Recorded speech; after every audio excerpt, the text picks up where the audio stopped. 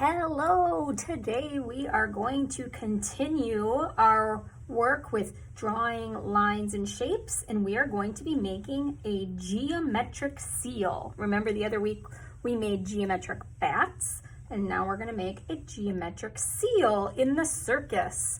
So for this project you are going to need a piece of white paper, and you'll need some crayons. Those are must-haves. If you would like to, you could also have a black marker of some kind and watercolors and some water if you'd like to for the background. Otherwise, if you only have crayons, that works too. You could just use your crayons. Okay, let's get started. So we are going to start by taking our piece of paper and turning it so that it's the long way. Alrighty, and I'm going to do my drawing with my black marker, but you could use a black crayon if you wanted. Okay, now I'm going to take my piece of paper and I'm going to fold it in half to start. Alright, so that we have a little fold line in there. That's going to help us with where we're going to start drawing so that we use the space on our paper well. Remember all of our elements of art: line, shape, color, baby color, form, value, texture, and space. Okay, so let's take our finger and put it right in the middle of our paper on that folded line, and I'm going to put a little circle there, a little dot. Can you see that? Ooh, right there, like that.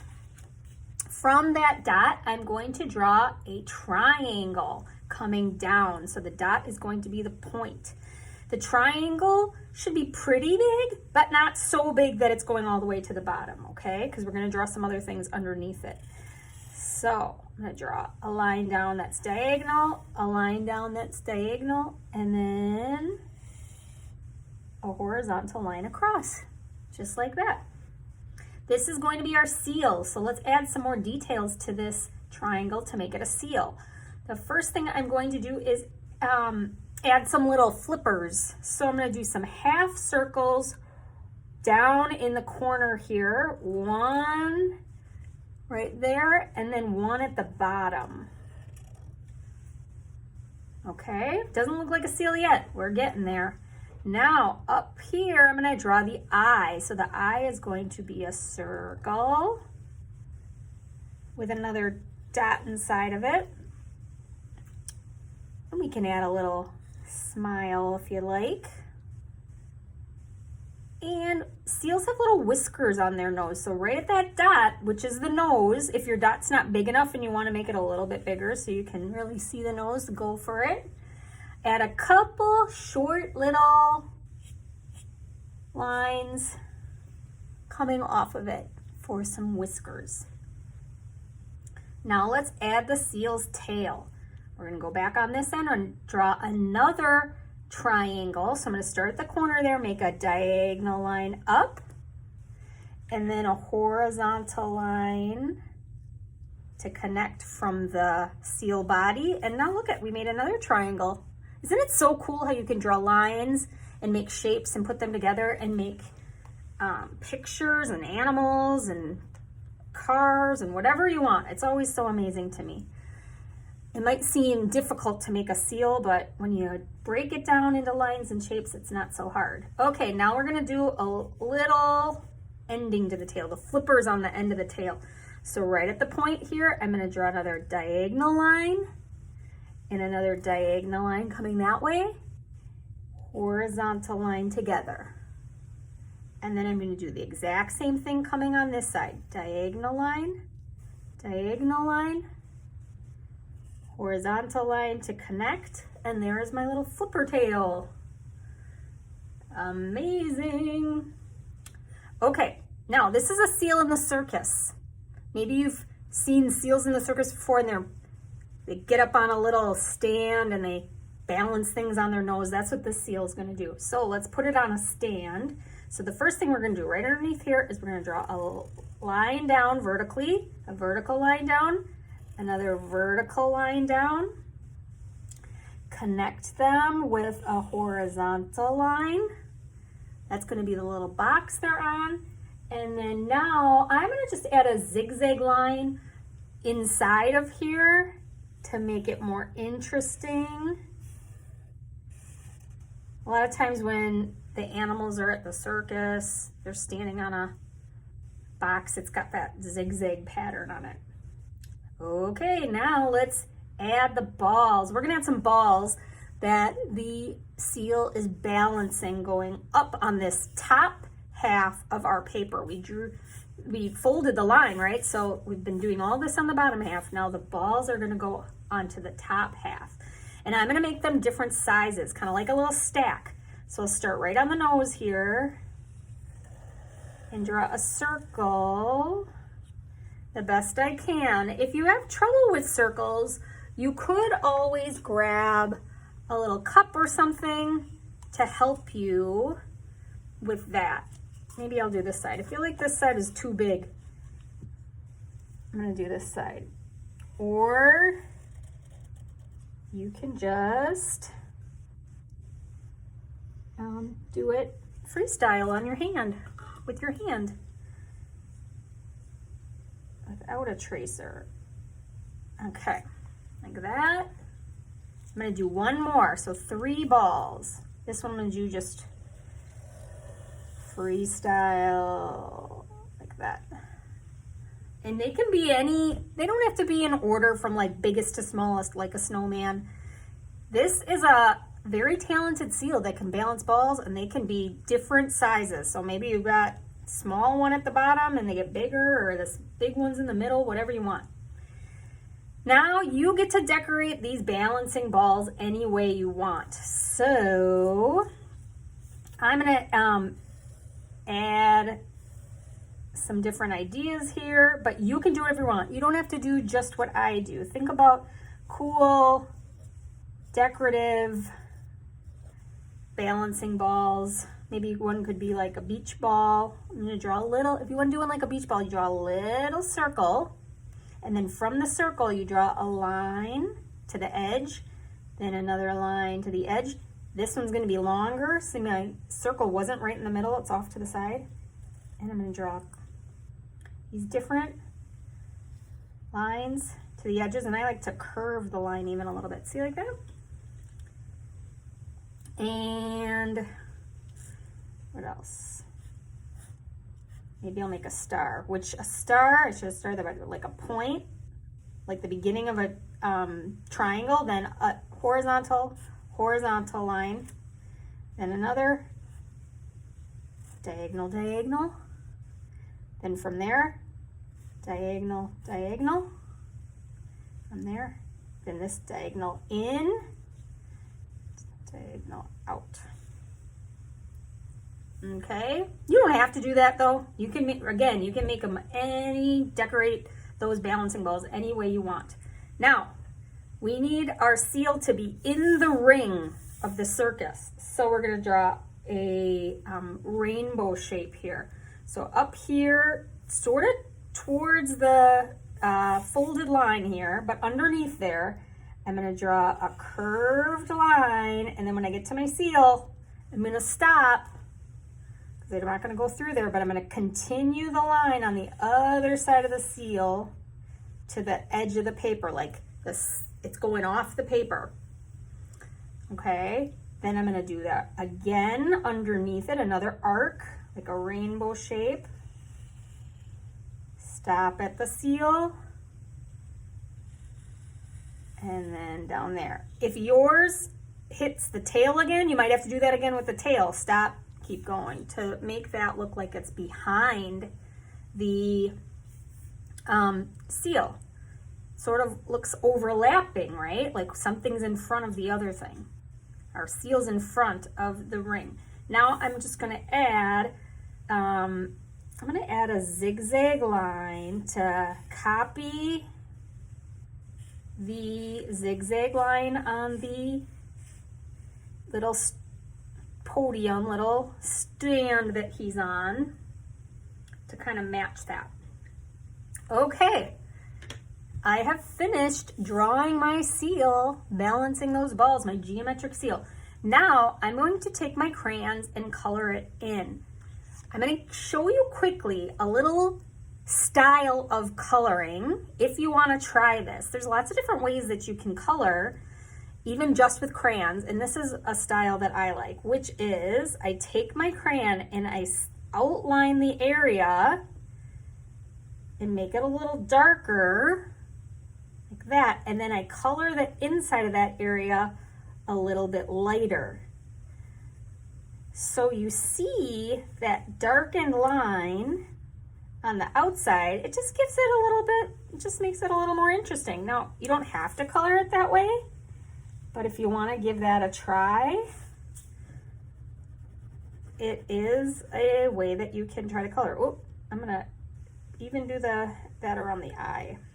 There we go. And then color that in. So I'm going to continue coloring. I'm only coloring the seal and the platform and the balancing balls. I'm not going to do the background yet because I'm going to show you how I'm going to do the background differently after I'm done coloring. Okay? All right, I'm going to keep working on this.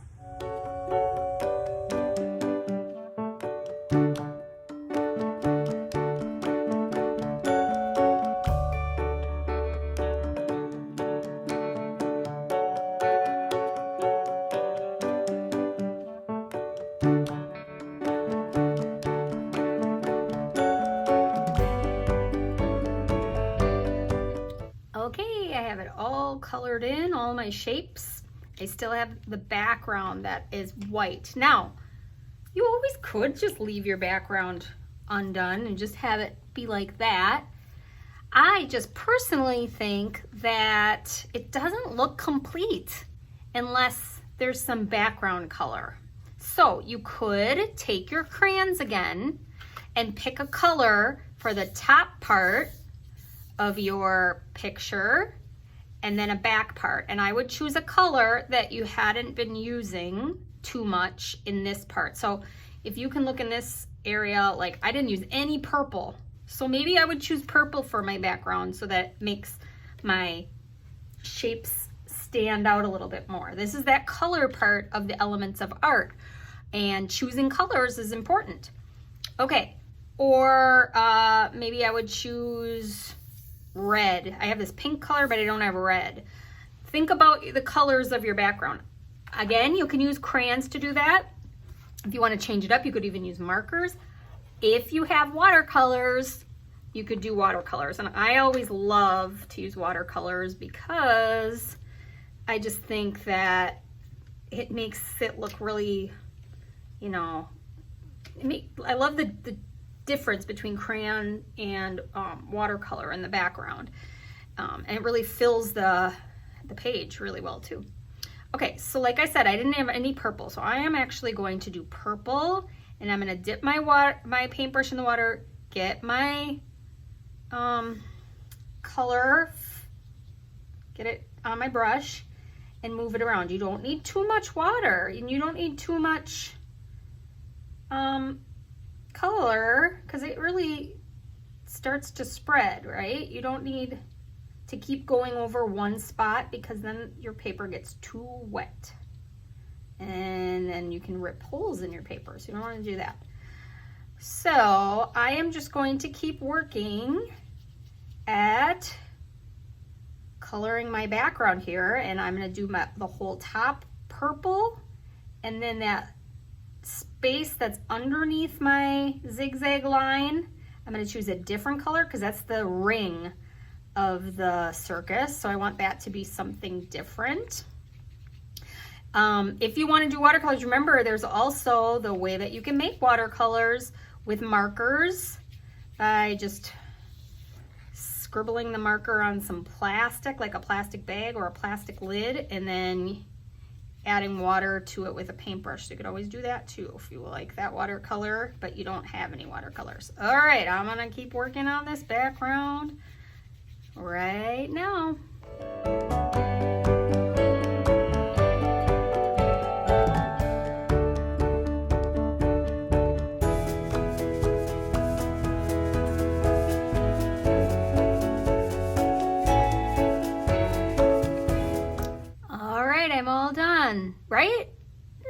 I'm not done yet. Look it, I missed a spot.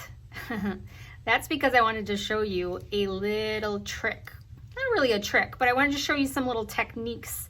That means different ways that you can use your watercolors. So one way is, and depending on how you use them, your watercolors will do for different things. So this one is called wet on dry. So I'm dipping my paintbrush in the water, then I'm dipping it on my color to make it wet, but this paper is dry, right? So when I do that, I have pretty bright color. It spreads around a little bit, all right? That's a pretty common way that we use watercolors, all right? It's pretty dark. Now, as I go along, the wetness kind of runs out. It starts getting to be more dry, and I need to do something. So let's say, see how it's doing? I'm losing color and I'm losing the wet of my paintbrush. Now I'm going to take my paintbrush, and now I'm not going to dip it back in the water. I'm just going to go right back onto the paint, and then I'm going to go on my paper. This is dry on dry because I did not put it in the water again. See, when I do that, my color is dark and it doesn't spread around as much. I like to use dry on dry when I want to get into little spaces like this, because then my color doesn't spread. So those little spaces, dry on dry works pretty well for. See that? Kind of redoing that spot right there. Okay. Then there is wet on wet. So to do wet on wet, I'm going to put my paintbrush in the water, go on my paper like that, get it wet, get my paper wet, and then go on to my color and go back over it again. That really spreads. That makes your color move when you do wet. And since I've already been painting, it kind of already has color on it, even just from putting it in the water. And then wet, and that's that. If you need to do a big space, wet on wet is good because it really spreads out and gets that big space filled. Okay, so those are all the kinds of ways that you can try to use your watercolors. And remember, don't go over one spot too much or you're gonna get a hole. All right, so there's wet on dry, where you put it in the water, put it on the paint, then put it right on the dry paper. There's dry on dry, where then I don't put my paintbrush back in the water. I just go right to the color and go on the paper. And then there is wet on wet, where I put it in the water. I get my paper wet first, then I go back, get my color wet, and go to town and fill that big space. All right, there's my finished picture. Again, if you didn't use watercolors, that's fine. You can use something else like crayons or markers. But I have my geometric seal all done. Look at all those shapes. That's so fun. Well, I cannot wait to see yours. I can't wait to see what designs you put on your balancing balls and what colors you choose. Post a picture to Seesaw when you're done. Have fun.